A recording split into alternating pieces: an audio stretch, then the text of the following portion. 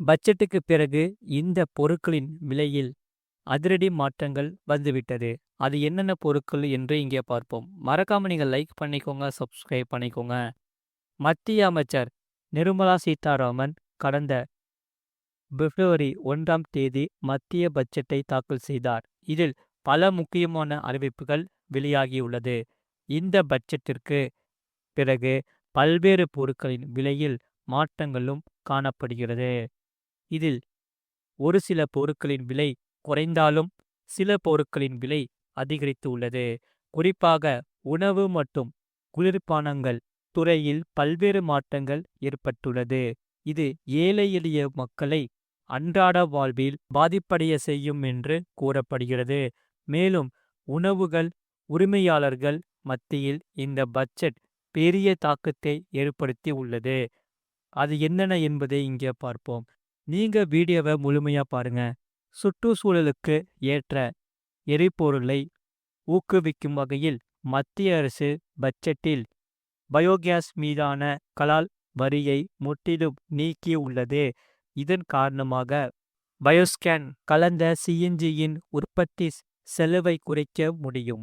இதன் மூலம் விவசாய கழிவுகள் மற்றும் கால்நடை கழிவுகளில் இருந்து வருமானம் ஈட்ட விவசாயிகளுக்கு பெரிதும் உதவும் என்று எதிர்பார்க்கப்படுகிறது. இந்திய குடும்பங்களின் அடிப்படையில் இருக்கும் முக்கியமான பொருளாக மைக்ரோவன் இருந்து வருகிறது. இந்த பட்ஜெட்டுக்கு பிறகு இதன் விலை குறையும் என்று எதிர்பார்க்கப்படுகிறது. மைக்ரோவன் தயாரிக்க தேவைப்படும் பொருட்களின் மீதான சுங்க வரியை மத்திய அரசு நீக்கியுள்ளது.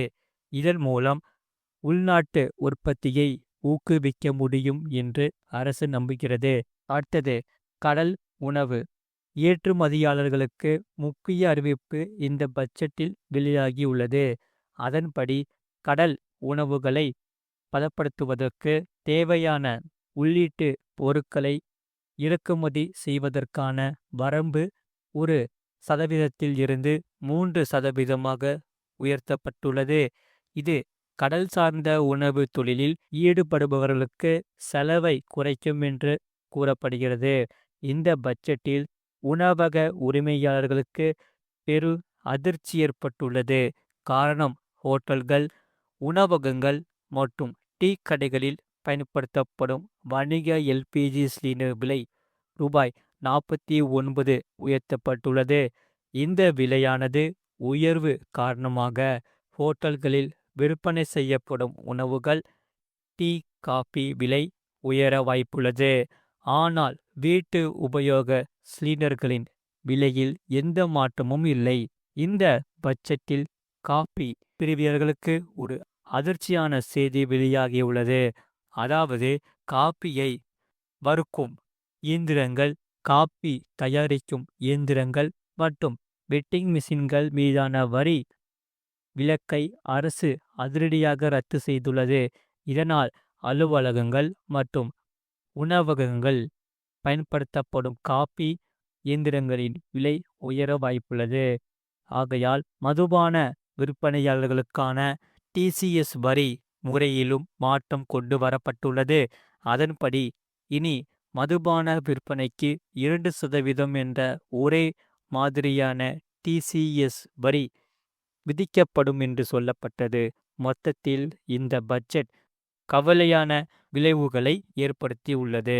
மறக்காம நீங்கள் லைக் பண்ணிக்கோங்க, சப்ஸ்கிரைப் பண்ணிக்கோங்க.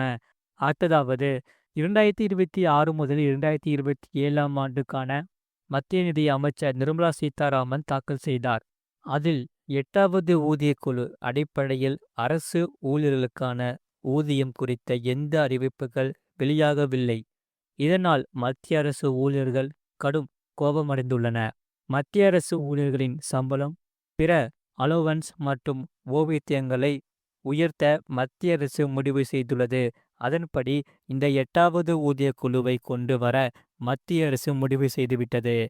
இந்த ஊதிய குழுவை அமைக்க மத்திய அரசு கடந்த ஆண்டு ஜனவரி மாதம் ஒப்புதல் வழங்கியது. அதன் பிறகு இந்த 8வது ஊதிய குழுவின் தலைவராக ஓய்வு பெற்ற உச்சநீதிமன்ற நீதிபதி ரஞ்சனா பிரகாஷ் தேசாய் நியமிக்கப்பட்டார். இந்த 8வது சம்பள கமிஷன் நடைமுறைப்படுத்தும் பட்சத்தில் 50 லட்சம் மத்திய அரசு ஊழியர்கள், 65 லட்சம் ஓய்வூதியதாரர்கள் பயன்பெறுவார்கள். அவர்களுக்கான சம்பளம், ஓய்வூதியம் உள்ளிட்டவை கிடுகிடுவென அதிகரிக்கும் என்று சொல்லப்பட்டது. ஆனால் தற்போது வரை 8வது ஊதியக்குழு தொடர்பான மத்திய அரசு ஊழியர்களுக்கு அதிருப்தியை ஏற்படுத்தியுள்ளது. ஆகையால் மத்திய நிதியமைச்சர் நிர்மலா சீதாராமன் தாக்கல் செய்த இந்த பட்ஜெட்டில் இந்த 8வது ஊதியக்குழு குறித்த அறிவிப்பு வெளிவரும் என்று எதிர்பார்த்தனர். ஆனால் அது பற்றி எதுவுமே தெரிவிக்கப்படவில்லை. இதனால் 2026ஆம் ஆண்டில் இந்த 8வது ஊதியக்குழு பரிந்துரையில் சம்பளம், ஓய்வூதியம், பிற அலோவன்ஸ் உள்ளிட்டவை உயர்த்தப்பட்டு கிடைக்குமா என்ற கேள்வி எழுந்துள்ளது. இதனால் மத்திய அரசு ஊழியர்கள், ஓய்வூதியதாரர்கள் அதிருப்தியடைந்துள்ளனர். அது மட்டுமின்றி இந்த 8வது சம்பள கமிஷன் மற்றும் பணியாளர் நலன் சார்ந்த பிரச்சனைகள் பற்றி பிரதமர் மோடி தலைமையில் அர்த்தமுள்ள வகையில் பேச்சுவார்த்தை நடத்த வேண்டும். இதனை உடனடியாக செய்ய வேண்டும். இல்லாவிட்டால் பிப்ரவரி 12ஆம் தேதி நாடு முழுவதும் வேலை நிறுத்த போராட்டத்தில் ஈடுபட உள்ளதாக தொழிற்சங்கத்தினர் எச்சரித்துள்ளனர். ஆகையால் இதனை CCGEW எனும் மத்திய அரசு ஊழியர்கள் மற்றும் தொழிலாளர்கள் கூட்டமைப்பு உறுதி செய்துள்ளது. இது தொடர்பாக அந்த கூட்டமைப்பு சார்பில் அமைச்சரவை செயலாளருக்கு கடிதம் எழுதப்பட்டுள்ளது. அதில் இந்த 8வது ஊதியக்குழு விவகாரத்தில் தொடர்ந்து நடவடிக்கை எடுக்கப்படாமல் இருந்தால் பல்வேறு அரசு துறைகளை சேர்ந்த ஊழியர்கள் போராட்டத்தில் ஈடுபடும் என்று எச்சரித்துள்ளனர். மறக்காம நீங்கள் லைக் பண்ணிக்கோங்க, சப்ஸ்கிரைப் பண்ணிக்கோங்க. உங்கள் ஃப்ரெண்ட்ஸ் அண்ட் ஃபேமிலிக்கு தெரியப்படுத்தவும் இந்த வீடியோ ஷேர் பண்ணிக்கோங்க. இந்த வீடியோ உங்களுக்கு பிடிச்சிருந்தா மறக்காம லைக் பண்ணிக்கோங்க.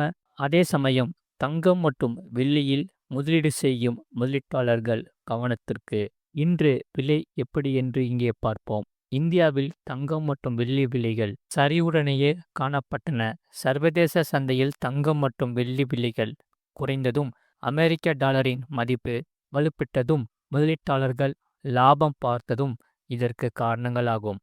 இருப்பினும் சர்வதேச சந்தையில் உலோக விலைகள் குறைந்த அளவிலிருந்து மீண்டும் வந்துள்ளன. தங்கம் மற்றும் வெள்ளி விலைகள் ஒரு தற்காலிக மாற்றத்தை சந்திக்குமா அல்லது புதிய உச்சத்தை நோக்கி செல்லுமா என்ற கேள்வி முதலீட்டாளர்கள் மத்தியில் உள்ளது. இதனால் இந்த விலைகள் மீண்டும் வரும், ஆனால் முந்தைய உயர்ந்த நிலைகளை அடையாது. சரிவு அதிகமாகும், மீட்சி குறைவாகவும் இருக்கும் என்று நிபுணர்கள் கூறுகின்றனர். மறக்காம நீங்கள் லைக் பண்ணிக்கோங்க, சப்ஸ்கிரைப் பண்ணிக்கோங்க.